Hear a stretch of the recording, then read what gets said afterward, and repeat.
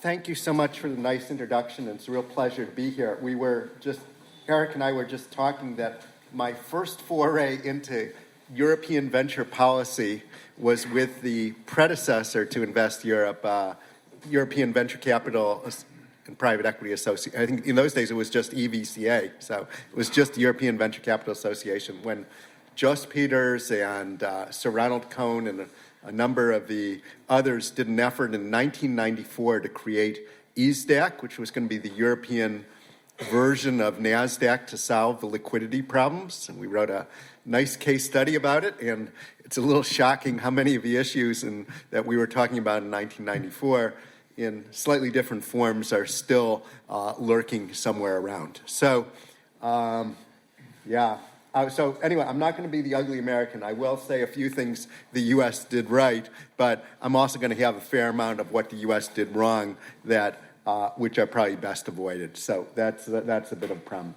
I mean, what's clear is that everywhere you look now, whether you look around the world, you see this enormous interest in promoting innovation as a topic. I just pulled a few headlines here. But we also know that many of the things haven't worked. So just to put a few examples in the U.S., this was the effort in Wisconsin to basically have the Foxconn headquarters that was supposed to breed a high-tech cluster in central Wisconsin. As you see, it's mostly empty, and even the Foxconn piece is pretty underpopulated. This was an effort in South Carolina to do a academic incubator that, again, just sort of led to a huge amount of unsuccess. Here's the TSMC facility in Arizona. That's a slightly mixed bag as well. So what can you take away with this? Well, certainly one thing is the good news, which is that we can say something about innovation, and particularly what kinds of innovation are particularly likely to be effectiveness. And the other two are perhaps less pleasant or more challenging, one of which emphasizes the regional unfairness of this process, which we may not like, but seems to be very much part and parcel of the process. And I think the third point is just the need for it to be very hard-nosed in terms of looking at public spending and evaluating its effectiveness or not, which is something that we've been remarkably ineffective in doing in the U.S. So let's talk about each of these three things. I mean, I think, one of the things that has been a characteristic of innovation policy since the days I was a little pup in Washington right after school, and well before that, was this sort of notion of the pipeline model, right? If governments just shove a lot of early stage research funding in the beginning, it's going to translate into lots of good stuff coming out the back end. And we know that, not just in the U.S., but here there's lots of emphasis of looking at R&D as a percentage of GDP and so forth. And I think it's fair to say that whatever else we know, the value of innovations varies a lot. The productivity of organizations in taking research spending to innovation matters a lot. And that it's very unclear that this notion of a linear relationship is really what's going on. And that, in a way, sort of more targeted efforts probably make a lot of sense. So just illustrating that with a couple of things, this is something that Dietmar Harhoff and some co-authors did, where the survey of German inventors, basically just asking them how much are their patents worth. And these are log scales on both sides. And it basically made the point that essentially the vast majority of respondents valued their patents very lowly, and it was just a handful that have a lot of value. And this is a pattern we'd see if we'd look at returns from venture-backed startups or IPOs or many other things, that this is a very skewed game with a very long tail. We also know that firms differ tremendously in terms of their efficacy of doing it. This is a famous chart that was part of the presidential address of the American Finance Association by Michael Jensen, many years ago. But it basically made the point that if you looked at many of the stalwart American companies and looked at their R&D spending and compared it to their market capitalization, they were basically just burning money in terms of their R&D spending. As you see, of the companies that came out in avoiding the red, you had Intel and GE, both of which in years subsequently, went down the drain. So really it illustrates the point that, a lot of, just looking at inputs is not really sufficient, and that, certainly many organizations are very efficient in destroying value. Now, interestingly, one of the things he highlighted there was the very high value creation of the venture capital industry, and I think that's been one robust pattern we've seen, right? And in particular, it's interesting to note, right, that venture capital in its origins in, with George Doriot, right, who of course was really a Frenchman, not at least by birth, and founder of INSEAD in his spare time, as well as being responsible for the U.S. supply chain in Europe during World War II, had basically hatched up this idea of doing a venture fund while he was still in the Pentagon in the mid-1940s, not with a sense of saying this is a way I'm going to make a lot of money, but really with an economic development goal in mind. And in particular, he was motivated first by the more macro concerns that the U.S. had been in a depression before World War II. World War II had obviously been a tremendous economic stimulus to the U.S. in terms of factories making tanks and ships and so forth. And there was a lot of concern that the U.S. would sort of go back into a recession afterwards. The second motivation was a little more parochial, right, which was that, it's really hard to believe, but that Boston's two largest industries in the 1930s were shoes and textiles. And they were already, sort of suffering the deindustrialization, not, of course, in terms of moving to Bangladesh, but in terms of moving to South Carolina and so forth, which had much lower costs. So, his sense was saying, if we were going to get the region in particular going, it was going to have to be in taking advantage of some of the young companies which had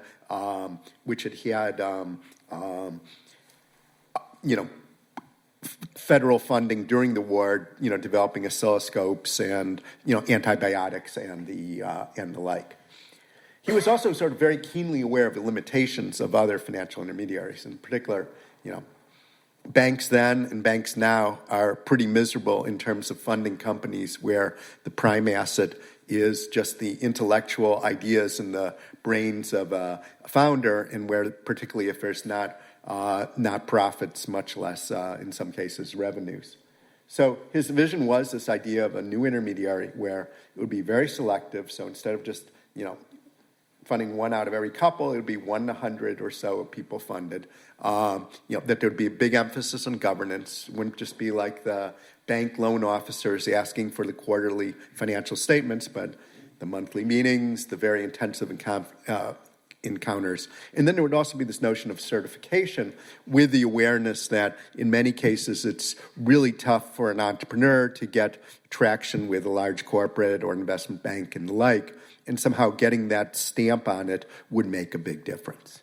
And in some sense, even though Doriot was doing a lot of his writing, as I said, while he was still in Washington, what he laid out there really has been the template for the venture industry around the world since then, which is pretty striking. And I think one way to look at this, and one reason why we've seen so much interest in this area here, is this chart. So this is something that my former colleague, now at Imperial, Ramanananda, and I did, where we looked at publicly traded companies in the U.S., young publicly traded companies, so essentially companies that were 25 years publicly traded or less. And we first asked the question, what percentage of them were venture-backed? And the answer was roughly a half. Now, how do you think about that number of a half? Well, one way to think about it is that there's roughly 1 million business starts in the United States each year, in around 3,000 companies getting venture funding for the first time. So we're talking about essentially 0.3%, translating into half of the publicly traded companies. But I think the more striking graph is the one on the right, or line that's on the right, which essentially looks at, of these companies, the young publicly traded companies where we expect to be the key sources of successful, economically dynamic companies, where is the R&D spend taking place? And essentially what this says is that virtually all of it is, 90% is in the subset of venture-backed firms, right? And if you say, why is it that people, sitting in Canberra or Ottawa or Riyadh and so forth are sort of so obsessed about, trying to encourage a venture sector, a lot of it has to do with this. And the idea that the venture sector can allow one to be able to leapfrog it is a key driver. It's interesting how much, even though the industry is much younger outside the U.S., that U.S. got a real head start, how much some of these same patterns, when we replicate this analysis, you see some of the same things going on. Not really, obviously, to the same extent as the blue, the U.S. I mean, so this is just one factoid that I found really striking, is if you look at developing countries outside of China and look at patenting in the United States, so companies going to the trouble of filing in the U.S., essentially venture-backed firms represent 31% of the weighted patents being filed. And if you look at sort of key technology areas, the sort of knowledge-intensive ones, it's around 40%. So even today, we're already seeing this sort of huge impact of venture capital, not just simply in the U.S., but in many other economies as well. We can have lots of facts and figures here. I think one thing that is worth emphasizing is this is not just a story of stock picking. This is a fascinating study that my young colleague Shai Bernstein and some co-authors did, where they essentially looked at, we're grappling with this question of saying, is it just that the VCs are showing up at the right place and funding the right companies, or is there something more to it than that? So what they did is essentially looked at a situation where, let's say, you had a venture capitalist sitting in San Francisco who had funded a company in Boise, and there were no direct flights between San Francisco and Boise. You had to change in Salt Lake or Denver or something like that. And then, United Airlines, in their wisdom, decides to add a direct flight to Boise. Not surprisingly, the venture capitalists visit the companies more frequently after that. I don't think they like changing planes any more than we do. But more to the point, they also are, those companies end up becoming subsequently more innovative, more likely to go public, and the like, which suggests that this isn't really just a story about stock picking, but there's an important causal element to this as well. All right, now let's talk about Europe here for a second. We know the story. I was like, should I tabulate it? No, I was like, let's just go to the Draghi report and pull out these numbers, which sort of make this point. I did pull these numbers, which just sort of say, why is it that they're so, one corollary of why venture has been so limited is, or relatively underrepresented, is the performance, right? So this is essentially data from State Street. State Street is a global LP, it's a global custodian for, many of the largest institutions in the world. And so they can basically see every cash flow going in or out of their investors. So this is not reflecting money from government initiatives. Really, this is the large pots of money around the world, and it is a little sobering, right, in terms of saying that whether you look at IRRs or TVPIs, some multiples of invested capital, you seem to see evidence of underperformance for the European venture sector, right? And, this is, again, another quote from Draghi report, right, just making the point that we already saw in those slides about the seeming undercreate. And you say, where is this coming from? It's really coming from the top. It's not that there hasn't been a lot of, what we'd say in American baseball parlance, singles to doubles. It's really the absence of the home runs. Now, I think we can tell lots of different stories as to why this might be, and this would be a whole speech in and of itself. One story you can tell is that the U.S. was just simply fortunate in having a start of its venture industry. When you say, when did institutional money really take off? It was really in the 1970s after the reform of the prudent man rule, I'll come back to later. And essentially, they had two very good decades until the crash of 21 and thereafter. And in a way, when you think about when Europe started, really the industry didn't get traction until the mid-1990s. So it just had time to build up and then go right off a cliff. So there was an element of bad luck to it. I think another point we might argue is, there is a reason why, some of the most successful markets have been in places like the U.S. and China and more recently India, right? That big domestic markets have a lot of advantages to them. I mean, we can talk about lots of other stories here. I think one thing that's probably worth emphasizing is just that it takes a long time to get these industries going, right? That if you think about the U.S., we were just chatting a little bit about this, right? Certainly we can say the first fund, AR&D, 1946. And if you really, I mean, the data is not great, but if you look at the funds in the 40s, 50s, 60s, 70s, they did not do that well in the U.S. I mean, we don't have great data on it, but, the poster child in terms of the most visible one was the American Research and Development, and that had an IRR of 16%. You say, what about the other 100 that we haven't heard about that are lost to history? It suggests the collective returns were pretty modest. So one of the things that is an unfortunate kind of truth is that this stuff takes a while to happen. We also know, but we can also think about other things that are perhaps more specific to Europe that we could dwell on a little bit more if we want in the questions period. All right, one lesson that I have been hated on by policymakers around the globe is the need for concentration of resources in a relatively few places. I remember there was a single week where I was testifying before Senate Small Business, and some very distinguished senator from Wyoming said, "You're just a Harvard elitist who just wants to, have money go to Harvard and Stanford, and you don't care about the rest of the real hardworking Americans." And then later that week was talking to some subcommittee of the Central Committee in China, and somebody got up and very excitedly started shouting at me in Mandarin, and turned out he was the sort of Tibetan representative who seemed to be equally irate. Probably he and the Republican senator didn't agree about anything in the world except that I was wrong on this particular point. But, I think one of the key points is that this really is an increasing returns business, that it seems the success in terms of innovation and entrepreneurship really is a function of having other people with you.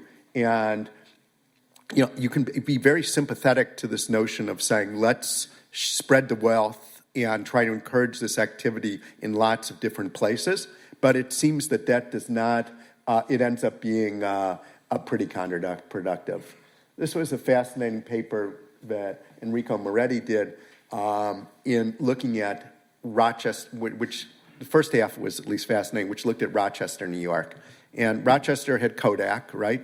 Kodak was a big thing, but they just had a few little problems, like not really realizing that film was not the industry of the future and that things were going to go digital, and they ended up basically going belly up. But what he does is essentially look at the productivity of inventors in Rochester, not the guys working at Kodak, not the guys working in film for some company that was supplying Kodak, but the other guys who were working there. And what he finds is that as this sort of brain drain took place of researchers leaving Kodak and just moving around the world or retiring, the productivity of the people in different fields that remained in Rochester really deteriorated. And in a way, that's obviously the bad side of it. Clearly, there's also a virtuous cycle, saying, why is it that, it seems like every large U.S. AI company is located in San Francisco? Is it because San Francisco is so edifying? Well, I think any one of you who has been there recently knows, if anything, it's a pretty dystopic picture of society. But nonetheless, there is just these incredible, it's not because some supercomputing cluster or something like that. They're just using cloud stuff wherever. Certainly you can imagine they could do a lot of the stuff they do via Zoom, since it's all basically code. But still, there seems to be such powerful network effects that translates into this thing, right? And it is really unfair. So this is some of the stuff we've done looking at new technologies in the States, which just highlight how uneven it's been. Here we try to look at where are the places that really critical, large, disruptive technologies emerged. And the basic answer is that more than half of them came from two places, basically California and the coast between Boston and Washington. This is just incredibly unevenly distributed. And certainly while over time the jobs sort of spread out, right, there's sort of more jobs in other different places associated with these new technologies. You can see this sort of decline in it. The spread isn't super relevant. It's super large, right? So that even after 30 years, it's still really concentrated. What's perhaps even more striking is that the good jobs end up staying incredibly concentrated in the places where the technologies are, the high-paid jobs, the ones involving the research and stuff like that. This is not something that we necessarily like, and in fact, you can argue, certainly our vice president, for instance, has been, on various other topics, very vociferous about the point that, this is unfair to people like Ohioans that he used to represent, saying they should be entitled to their share of spoils as well. But it is a sort of fact of life. Similarly, in terms of some of the stuff we've done looking at university commercialization, we try to get at this sort of sense of place by looking at what happens when a professor moves from one school to another. And not necessarily from a school that's better academically, but a school that's more oriented to commercialization. So just to look at a contrast, if you look at, for instance, Duke and Stanford, two great schools, roughly the same research budgets, and yet when you look historically, year in, year out, Duke has typically had a third to a quarter of the spin-outs that Stanford has had.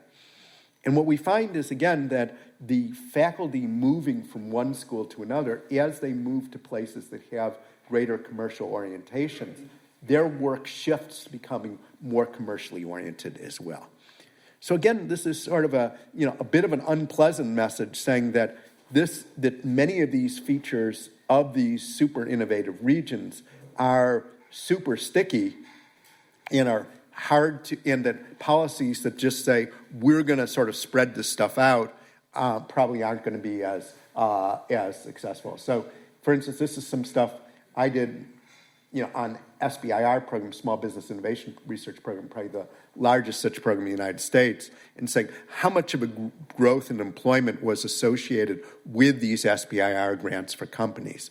And the point that it raised is that, essentially the people getting money which were in places that the venture capitalists were already, when there was already venture activity, had a very significant benefit from this program. Those who were located in places that didn't have that kind of activity already didn't have that kind of benefit. Of course, if you look at the United States, we have 435 members of the House of Representatives, and every year at least one award miraculously seems to go to each congressional district. But certainly if one was to sort of think about the return on investment for the public expenditures, it seems to be, substantially different. Does this thing happen in Europe as well? I think we can go without saying. All right, the last point I will raise, and then I want to save some time for discussion and digging into some of these issues as people would like, is this sort of need for evaluation. And certainly here we can point to the old line of Ronald Reagan's about a government bureau being the closest thing to eternal life. Does have a lot of salience in terms of, what goes on here. That you see very flawed programs that may be set up to deal with a problem that's long since gone, but which seem to be impossible to kill. So I think the SBIC, Small Business Investment Company Program, is illustrative. Set up in 1958 after Sputnik to respond to the Soviet threat. And essentially where the idea was to seed venture capital funds to do stuff. During the early 60s, it seemed to work great and seed a lot of firms, but it perhaps, unsurprisingly, had a lot of rules and regulations, and essentially many of the early firms that got funding from it, sort of privatized and just opted out of the program, turning to private sector investors instead, and ended up, it has sort of been since then a bit of an afterthought in terms of these programs.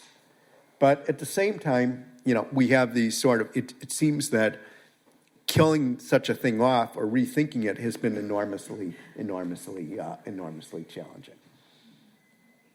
We can make long lists of U.S. policies that have had, where the best of intentions going in, but where a combination of poor design and not thinking about incentive problems have ended up leading to stuff. So one of them, is probably we'd have to say, the effort in terms of clean energy that was done by the Obama administration after the global financial crisis. Who doesn't like clean energy? Who doesn't think that, you needed stimulus after the global financial crisis? But basically, the way it ended up getting implemented was essentially to say, we're going to select a few startups and give them billion-dollar grants. Furthermore, we're not going to even make clear evaluation criterion on how these things are going to be allocated. So needless to say, in the time-honored American way, all of these companies basically went and hired, former deputy assistant secretaries of energy to lobby on their behalfs to try to get the funding for themselves. And basically the people who seemed to lobby most adeptly got the money. Many of them, sort of hall of ignominy like Solyndra and A123, were pretty problematic beforehand, and dumping $1 billion on them did not solve their problems. Meanwhile, in some sense, it was really almost counterproductive in terms of trying to encourage venture investment in this area because, many of the VCs either said, I'm going to hold off investing until I see who gets the money, or else, if I'm backing somebody else and the other guys get $1 billion, it's just distorted, right? So it was really that sort of crowding out effect that's there. And then, you get all the sort of, bad money after good kind of problem, right? I'm sorry, good money after bad, in the sense that once these companies start failing, it's often very hard for the public sector agencies to admit that they made a mistake. And rather than, what we think about the venture discipline, right, of fail quickly and cut them off, it was just like, let's shovel more money into these things, right? Right, even the programs that have worked, right, I think have sort of, in many cases, a need for reform, but it's been very hard to get there. This essentially is some work by Sabrina Howell down at NYU looking at the SBIR award, where she was able to show, which essentially gives these phase one grants, typically only $250,000 to small high-tech companies, many of them university spin-outs. She was able to exploit the fact that each agency sort of does a cutoff, and it's hard to know in advance where the cutoff is going to be. So you get this sort of quasi-randomness of the people just above or just below to show that these awards seem to have a big positive impact in terms of patenting, employment, likelihood of subsequently going public, and all this stuff. So very much a success story in that regard. However, the way the program is structured is these phase one grants are only about 20% of the total amount. The bulk of the money goes to these much larger phase two grants that are done a couple years later. And when you look at these large grants, they essentially have no impact. If anything, they're slightly negative. Why is that? You can tell various stories, but certainly one of them is that the companies that are going places take that initial grant, use it to get their house in order, to get a prototype that works, and then they step on the venture elevator and they go up and they have no more need for the public funding. And the guys who are left over to go for the phase two are often not the most, with it kind of companies. And in point of fact, there actually is a whole class of species known as the SBIR mill, which are basically companies that live on these phase twos going one to another to another. They're basically contract research shops that don't really commercialize these things. We Sabrina and myself and the other academics who have looked at it have certainly not been the first people to point this out. This came out in a variety of other, government reports and so forth. But unsurprisingly, if you get one of these awards and then go off and raise venture funding, you say thanks, but that's it. The guys who are the mills are basically living on this and put a huge amount of effort into lobbying around these programs to keep it exactly as it is and be beneficial for themselves. And, unsurprisingly, at least for those of you who know Washington, many of the people, within the agencies who run these programs subsequently go and work as, government relations and stuff like that within these mills, which obviously sort of, reinforces some of these trends, right? I think on the other side, you can look at Yozma, which not only was, it was interesting in a variety of ways, but certainly one of those is that, viewed even on a direct return on investment view of how much money did the government get back for how much invested, it was a positive NPV program, which is not really pretty much standard in these things. Clearly did a lot in terms of generating activity. But perhaps most strikingly, after 5 years, the Israeli government said, this program has been successful, now let's privatize it. We don't have a need for a government program in this regard. Certainly that's not the experience we've had in the U.S., even for the successful programs. And I think, again, there are places, I think Singaporeans would come to mind as another example, who have been pretty relentless in terms of evaluating, tuning, revising their programs, but that's really been more the exception rather than in the rule.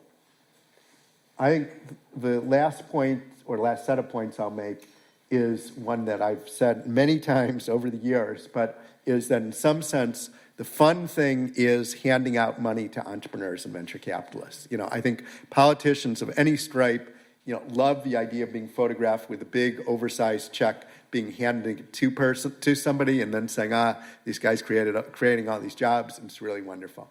What's a lot harder is the process of doing the ugly process of making the environment good for this stuff. We already heard a lot of this stuff discussed here in the panel discussion, right? And we can think about the, tax policy and tech transfer rules and exit markets and labor and so forth.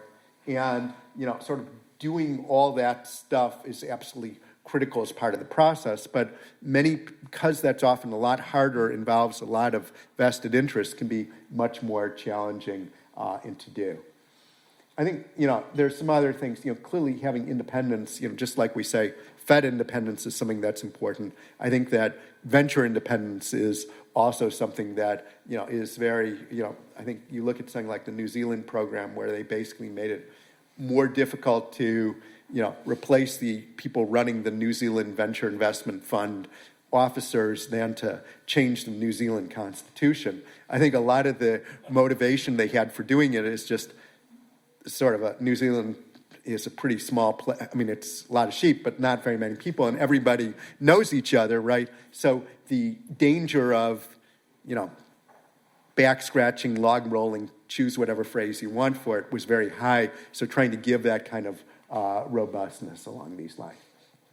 All right, I was asked to say a word on one other topic, which I'm afraid is also something that's been a tough sell in many places when I go and talk about it, but I think it's worth emphasizing. First of all, I agree in terms of sources of capital for these funds. And I think one thing that I think I would very much agree with probably most people here on is that having local sources of funding is something that's extremely beneficial, right? That in a way, one of the things we know about global capital flows is that there's this element of hot money.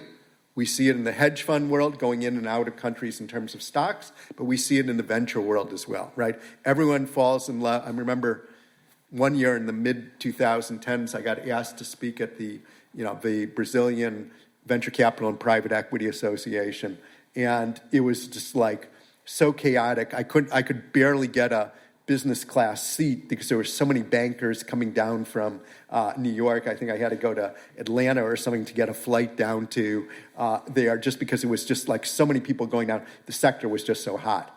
And then they were like 2 years later, they were like, Josh, come back. And instead of the giant auditorium with the overflow room and stuff like that, we were in a little room with like 120 people in it. And I think we've seen that in many different corners of the world. And it's sort of very natural to say, we want to cultivate local sources of capital for this, right? And this is a frustration that you see in many different parts of the world, saying we've got all these pension funds here, but who are they? And they're investing in private markets, but who are they investing with? Blackstone, Carlyle, Apollo, whatever, right? And why aren't they investing in our venture firms? So all of that is great, and I think that certainly if you look at the history of the U.S. industry, the reform that was done in the late 1970s to open the door to pensions being able to invest in good conscience in venture funds had a huge positive influence there. One thing, though, that makes me nervous is the sort of shortcut that you see in many cases policymakers falling on, which is to say, well, there's this pension money, and rather than giving them the option of investing in venture, we're going to tell them to invest in venture. And, I think I had a traumatizing experience in this regard when I got asked by the Howard administration in the early 2000s to look at the state of the Australian venture industry. And essentially the previous Liberal government or Labor government or whatever it was in Australia had basically done such a mandate saying we've got a lot of super funds, we're just going to tell them all to put money into this. We're going to take whatever it was, 2 or 3%. And essentially the Australian industry was very young at that point.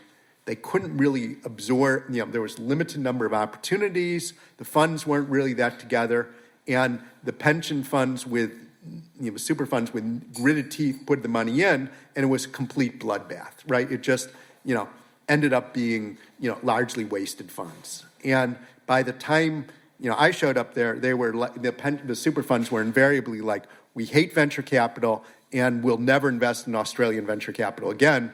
And, it essentially took, like 17 or 18 years till we saw the earliest flows of super funds into Australian venture funds. Even, some of the U.S. pensions were investing in some of the leading firms there, and these super funds were sort of standing back.